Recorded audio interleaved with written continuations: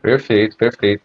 Bom, já está aqui conosco, Bosco, a jornalista Raquel Vargas. Vou pedir para a Paty já colocar ela na tela, assim que possível. Ela é editora-chefe da Arco Advice, que é a empresa de análise política e estratégia. Raquel, uma satisfação muito grande te receber aqui no Café do My News. Se eu não estou enganado, é a primeira vez que você participa aqui com a gente, né? Então seja muito bem-vindo e bom dia. Bom dia para vocês, Afonso, Bosco, a todos que nos acompanham aqui no café. É uma honra estar com vocês hoje e participar dessa conversa tão rica e contribuir um pouquinho mais para esse debate. Maravilha, Raquel. Deixa eu já chamar o nosso assunto também, que é um assunto importante. O Tribunal Superior Eleitoral decidiu por tornar o ex-presidente Jair Bolsonaro inelegível, no caso, pela segunda vez. A gente lembra, a inelegibilidade não acumula, né? Ela é por 8 anos, mas é uma segunda condenação de Bolsonaro nesse aspecto. A novidade mesmo ficou por conta do vice-candidato, né? A vice na chapa derrotada de Bolsonaro, o general Braga Neto. Ele foi considerado inelegível agora, nesse julgamento de ontem no TSE, e isto pela primeira vez. O Braga Neto, que inclusive tem ambições de disputar cargos eletivos, fala, por exemplo, na Prefeitura do Rio de Janeiro, mas agora com a decisão do TSE, esses planos ficam frustrados. Foi por 5-2, então, esse julgamento no Tribunal Superior Eleitoral, e o julgamento diz respeito sobre o uso político do 7 de setembro, justamente naquele bojo, né, das eleições presidenciais, a campanha correndo solta, já era reta final, e Bolsonaro fez dois eventos, um em Brasília e outro no Rio de Janeiro, com cunho claramente eleitoral. Assim decidiu o Tribunal Superior Eleitoral. Eu vou pedir para a Paty mostrar um dos votos, que eu achei que é uma síntese bem feita e que ajuda a gente a esclarecer melhor, que é da ministra Carmen Lúcia. E aí, em seguida, a gente vai comentar essa decisão. Roda, Paty. Não há dúvida alguma que todo este aparato, tanto de espaço físico, servidores, serviços públicos, tudo foi utilizado em benefício de uma campanha e não seguindo rigorosamente o cumprimento e aquilo que seria necessário para que se tivesse a comemoração oficial, impessoal, como é próprio de uma república. Tudo isso, portanto, me leva a concluir, presidente, que a prova produzida neste cenário era de deliberada confusão entre a função de presidente da República e os interesses particulares dos candidatos na chapa, a presidente e a vice-presidente. Ô Bosco, como é que você viu essa decisão do TSE e também essa síntese feita pela ministra Carmen Lúcia? Olha, eu vi, Afonso, vejo, né, como uma decisão incontornável, porque esse caso aí, ele é mais explícito do que qualquer outro que se colocou contra o ex-presidente Bolsonaro. A gente lembra que o 7 de setembro foi palco, sim, de campanha, inclusive no Rio de Janeiro, foi alterada o local do desfile, que tradicionalmente ocorria na Presidente Vargas, no centro da cidade, passando ali em frente ao antigo Ministério da Guerra, que hoje é o comando, que é o primeiro comando militar, o comando do leste, se não me engano. Então, foi alterado esse roteiro, que é um roteiro secular, para ser feito em Copacabana, já com o propósito de ali se fazer uma passeata logo após o evento, onde já havia um trio elétrico. Então, toda a mobilização oficial, com custo, com uso de estrutura, oficial, etc., se transferiu para Copacabana para servir a um objetivo de campanha. Isso está muito nítido, como a ministra Carmen Lúcia disse, e outros episódios também, porque em Brasília se deu o mesmo. O carro de som, típico de campanha, o trio elétrico, estava ali a poucos metros do palanque oficial, e dali o presidente já iniciou a sua passeata, né? Mas vamos nos lembrar também que o 7 de setembro serviu para aqueles arroubos todos que o Bolsonaro fez e que causaram sérios problemas a ele na época com o Superior Tribunal Federal, o STF. A gente lembra que foi preciso aquela intervenção do ex-presidente Temer para que as coisas não ganhassem uma proporção mais grave, né? Então, eu acho que esse episódio é muito claro, muito nítido. Agora, como você disse, o importante desse segundo julgamento para Bolsonaro, que foi um segundo julgamento para ele, né? Mas o importante foi que ter sido o primeiro julgamento para o Braga Neto, que põe um fim no seu sonho de se candidatar. Ele pretendia, ou era seu desejo, concorrer ao Senado. E, embora o PL insistisse para que ele tentasse a Prefeitura do Rio. Nem uma coisa nem outra. E é a primeira vez que o Braga Neto, em todo esse processo que vem aí de CPMI, de acusações, de investigações, é a primeira vez que ele é alcançado por essa parceria dele com o ex-presidente da República, na condição de um general que ocupou a Casa Civil, ocupou o Ministério da Defesa, e que esteve presente lado a lado com o ex-presidente Bolsonaro em todos os momentos mais comprometedores, os momentos mais institucionais, os momentos mais políticos. Ali sempre esteve a figura do Braga Neto, o que vinha causando uma insatisfação nos meios políticos pelo fato de nunca ele ter uma certa proteção para que nunca as coisas chegassem nele, né? Mas o QG de campanha do Bolsonaro aqui em Brasília era comandado pelo Braga Neto. E ele, na condição de vice na chapa, não poderia deixar de ser alcançado por uma decisão judicial de uso da estrutura pública em favor da chapa. Então, achei natural, achei bom, porque era preciso que alguma coisa alcançasse o Braga Neto. Não por desejo pessoal, por isso ou por aquilo, mas pela sua participação em todo esse enredo. Inclusive com aquelas frases insinuantes, depois da derrota eleitoral: olha, ali no puxadinho, fiquem calmos, não acabou ainda, não posso falar nada agora.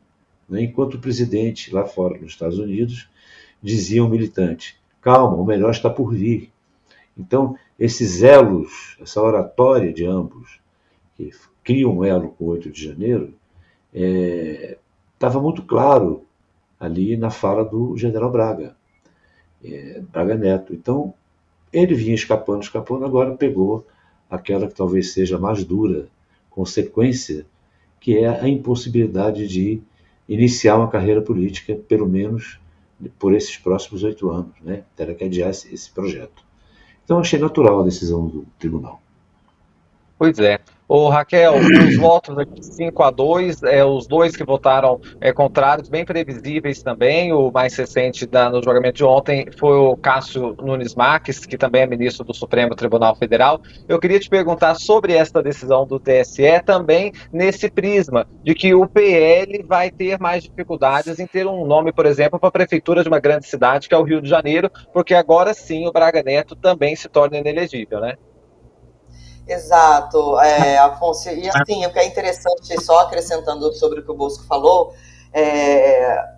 foi um recado muito duro do TSE, porque a própria Procuradoria-Geral Eleitoral não havia recomendado em seu voto a inelegibilidade, né? Ela recomendava para Bolsonaro o pagamento de multa, mas o livrava dessa condenação. E o que a gente observa nessa decisão do colegiado, o voto de 5-2, como você destacou, Raul Araújo e Nunes Marques, os dois votos que divergiram, que são mais alinhados ao ex-presidente, é que a gente percebe um alinhamento, uma unidade ali em torno dos ministros do TSE, principalmente mais alinhados ao ministro Alexandre de Moraes. Bom, e aí falando sobre o que você puxou, essa questão desse impacto político para o PL, né? O Braga Neto era visto ali como um grande candidato para a eleição do ano que vem, para disputar com o Eduardo Paes, que é um nome fortíssimo, a reeleição, mas o PL tinha uma grande aposta. O PL, que quer fazer mais de 1.000 prefeitos, tem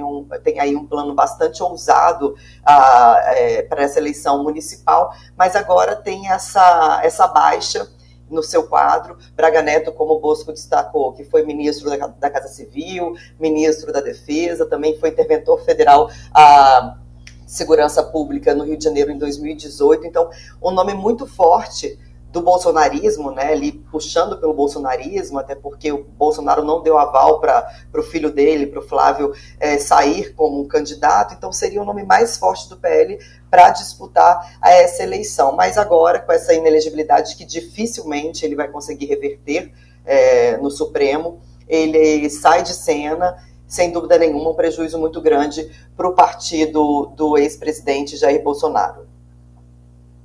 Raquel, muito bem observado, até porque o próprio relator, o Benedito Gonçalves, também não votou pela inelegibilidade do Braga Neto. Ele também foi pela aplicação de multas, mas aí os votos seguintes conseguiram formar essa maioria mais dura, portanto, para o general. O ministro Alexandre de Moraes ele fez um duro voto e ele repetiu mais de uma vez a seguinte expressão: a justiça eleitoral não é tola, dizendo que eles estavam atentos ao abuso, né, que foi cometido ali nesta data do 7 de setembro, que não fez uma diferenciação entre o presidente da República e o candidato à reeleição. O Moraes também ele ironizou o traje usado pelo empresário Luciano Hang, que ficou ao lado de Bolsonaro naquele 7 de setembro. Vamos acompanhar um trechinho do voto do ministro?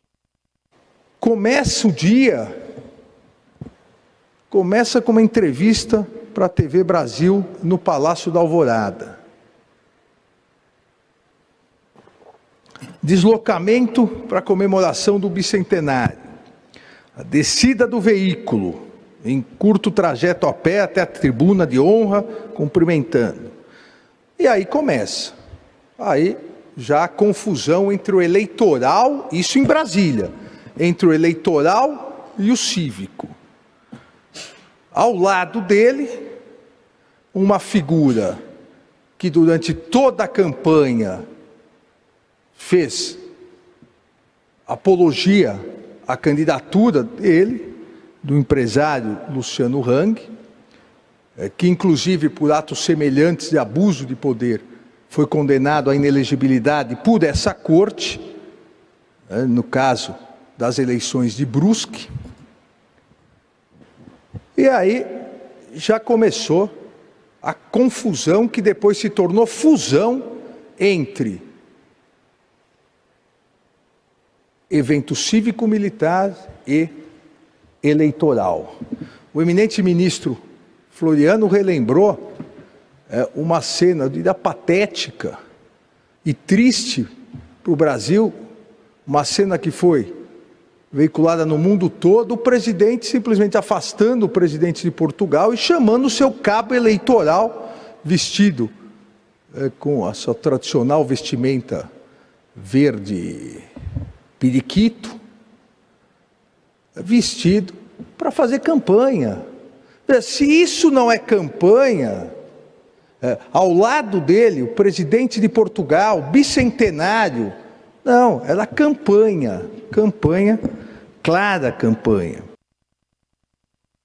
Ô, Bosco, para além dessa questão do verde periquito, que foi muito engraçado o ministro falar, tem o duro voto dele, que ele traz as balizas ali também do entendimento dos outros ministros, e ele lembra uma cena realmente constrangedora, que foi aquela ocasião em que o presidente de Portugal, Marcelo Rebelo de Sousa, foi afastado ali da tribuna para que ele ficasse perto do empresário Luciano Hang, né? Pois peças processuais, né, elas têm essa vantagem, né, Afonso? Porque elas vão a detalhes que a gente tende a esquecer com o passar do tempo, né? Essa cena que o ministro Alexandre de Moraes relembra, ela é realmente denotativa, claramente, de uma campanha, do aproveitamento de um... Não é só da estrutura de governo, não é só uma questão de custos, né? É o aproveitamento de uma data que mobiliza a sociedade, que é uma data da pátria, né?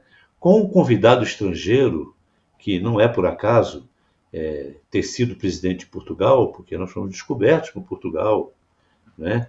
E convivemos até hoje, temos a história da independência, e até hoje convivemos com Portugal como aquele país, digamos assim, um país mãe, um país que nos descobriu e fez o que tornou possível o que o Brasil é hoje.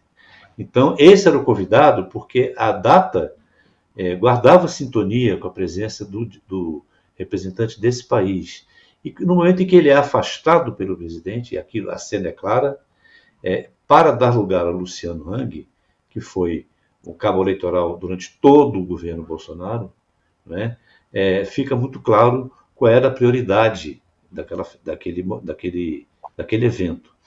E aí você passa a ter uma ligação extra custo, extra uso da máquina, para você ter uma apropriação da data cívica brasileira em favor de sua campanha eleitoral, né? Assim como ele já tinha se apropriado durante todo o seu mandato dos símbolos nacionais, a camisa amarela, a bandeira brasileira, tudo isso passou a ser identificado com uma militância que tinha nele o maestro, o seu condutor maior. Então, é mais um dado que o ministro Alexandre de Moraes trouxe. Aliás, o verde periquito é muito, não deixa de ser engraçado, né? Eu aqui hoje estou de verde oliva, mas é por acaso, viu, Afonso? Mas ainda acho melhor que o verde periquito, né? Mas teve muito verde oliva também fazendo papel de cabo eleitoral durante o governo Bolsonaro todo. Não à toa, há 8 generais ali no relatório da CPMI, e esse também é um dado que precisa ainda ser fechado. Exato. Agora, o efeito eleitoral disso aí, que a Raquel já abordou, eu queria provocar um pouco a Raquel no seguinte sentido: é uma perda grande para o PL, sobretudo porque a gente sabe que as campanhas municipais elas se revestem, às vezes, de uma importância maior do que a gente habitualmente dá a elas, porque elas ocorrem muito longe das vistas da gente, né? Geralmente as eleições presidenciais, do Senado, de governadores, têm mais presença, mas para os partidos a base municipal que é o vital, né? E eu estava vendo ontem, Raquel, aí dados que saíram publicados muito interessantes, por exemplo, só para ilustrar essa importância, né, das eleições municipais, sobre o crescimento do Kassab, né? O Kassab tem hoje 51% das 645 prefeituras de São Paulo.